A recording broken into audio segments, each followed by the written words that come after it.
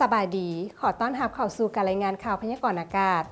ที่ห้องข่าวกรมอุตุนิยมและโทรศาสตร์สำหรับมื้อนี้อากาศยังจะเย็นหาหนาวเย็นพ่อมีหมอกบางปกคลุมอยู่ทั่วไปในตอนเช้าอยู่ในแต่ละภาคเฮามาเบิ่งรูปภาพดาวเทียมมื้อนี้กันเลยว่าจะเป็นแนวใด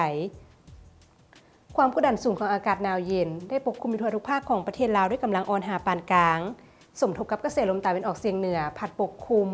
ซึ่งจะเฮ็ดให้อากาศเย็นหาหนาวเย็นพอมีหมอกบางปกคลุมอยู่ทั่วไปในตอนเช้าอยู่ในแต่ละภาคและจะมีลมพัดแรงเป็นบางโอกาสอยู่ในแต่ละภาคต่อไปเฮามาติดตามสภาพอากาศโดยรวมของแต่ละภาคมื้อนี้นำกันเลย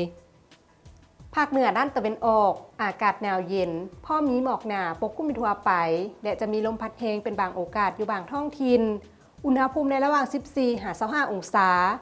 ภาคเหนือด้านตะวันตกอากาศหนาวเย็นพอมีหมอกบางปกคลุมอยู่ทั่วไปและจะมีลมพัดแรงเป็นบางโอกาสอยู่บางท้องถิ่นอุณหภูมิในระหว่าง 15-29 องศาที่นครหลวงเวียงจันทร์อากาศเย็นในตอนเช้าพอมีหมอกบางปกคลุมอยู่ทั่วไปและจะมีลมพัดแรงเป็นบางโอกาสอยู่บางบริเวณอุณหภูมิในระหว่าง 21-31 องศาภาคกลางอากาศเย็นพอมีหมอกบางปกคลุมอยู่ทั่วไปในตอนเช้าและจะมีลมพัดแรงเป็นบางโอกาสอยู่บางท้องถิ่นอุณหภูมิในระหว่าง 19-32 องศา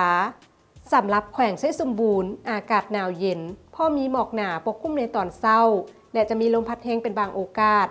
อุณหภูมิในระหว่าง 11-29 องศาภาคใต้อากาศเย็นพอมีหมอกบางปกคลุมในตอนเช้าและจะมีลมพัดแรงเป็นบางโอกาสอุณหภูมิในระหว่าง 20-33 องศาสำหรับเขตผู้เพียงบริเวณอากาศหนาวเย็นหลายพอมีหมอกหนาปกคลุมอยู่ทั่วไปและจะมีลมพัดแรงเป็นบางโอกาสอุณหภูมิในระหว่าง 13-24 องศาท่านผู้ชมที่เคารพมาฮอดนี้การรายงานข่าวพยากรณ์อากาศก็ได้หมดเวลาลงแล้วท่านสามารถติดตามชมโดยผ่าน Facebook หรือ YouTube ที่ขึ้นตามหน้าจอนี้ขอขอบใจสำหรับการรับชมข่าวพยากรณ์อากาศและพบกันใหม่ในมื้ออื่นสำหรับมื้อนี้ขอกล่าวคำว่าสบายดี